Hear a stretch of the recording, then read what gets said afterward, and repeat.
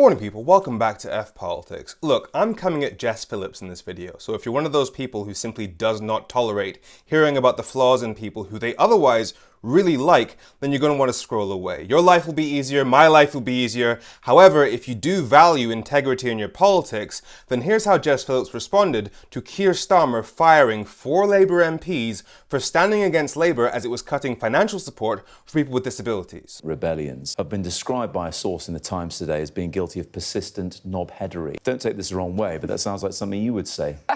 Is that what you think? I'd probably, not on these particular people, but I think I'd probably be stronger. But if people are persistently speaking out against the Labour government, not just in how they vote, actually, because loads of people who vote against the government, myself included at times, that is part of our democratic process. But if you persistently breach behaviours, they will say they are persistently standing up for what they think are Labour values.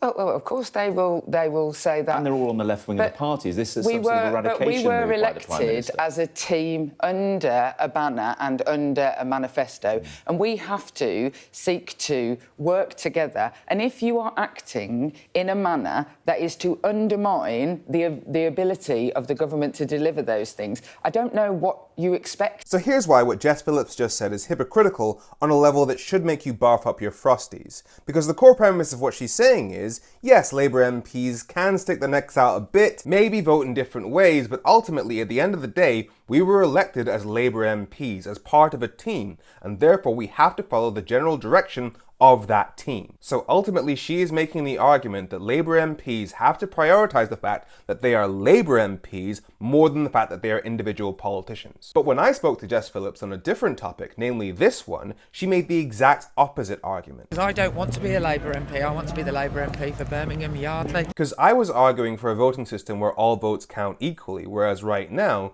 most MPs win their seats based on less than half of the vote, which means the majority of votes in your town don't actually do anything. Which is why we need a proportional voting system so that the number of seats that each party gets in Parliament matches the percentage of the votes that they get across the country. And that can be done either by simply adding up all the votes for all the parties across the country, or you could say that, say, Birmingham has 10 MPs, and if 30% vote Labour, they get 3 MPs. If 30% vote Green, they get 3 MPs. If 20% vote Reform, they get 2 MPs. You get what I'm saying? And so in that situation, you'd be voting for a party, not an individual. And that's what Jess Phillips took issue with when I spoke to her. I agree, the system needs changing, but there needs to be a huge amount of work that's done on exactly what that change to our democracy is, because I don't want to be a Labour MP, I want to be the Labour MP for Birmingham Yardley, and there has to be the link between a constituency member of Parliament and their constituents. My constituents can come in and see me. I'm not giving it up.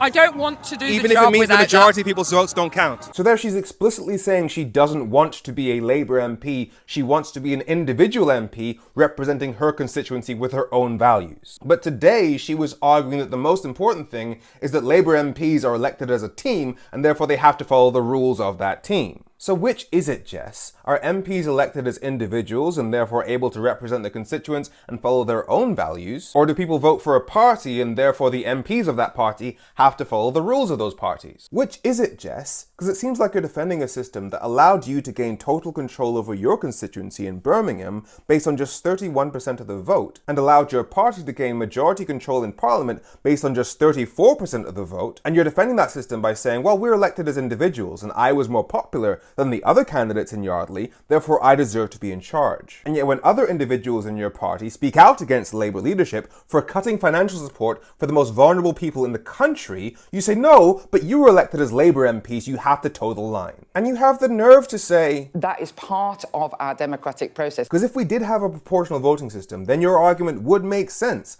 because people would have voted for a party, and therefore they'd expect that the MPs of that party would toe the line of the manifesto they voted for. But if our system was based on people voting for parties and all votes counted equally, then Labour would only have 34% of the seats in Parliament, not 63%. And you and your party wouldn't be able to call the shots in the way that you are, which is why you've said you don't want that system. So again, Jess, which is it? I'm Femi. Make sure you follow F Politics so politics doesn't F you. Have a great week.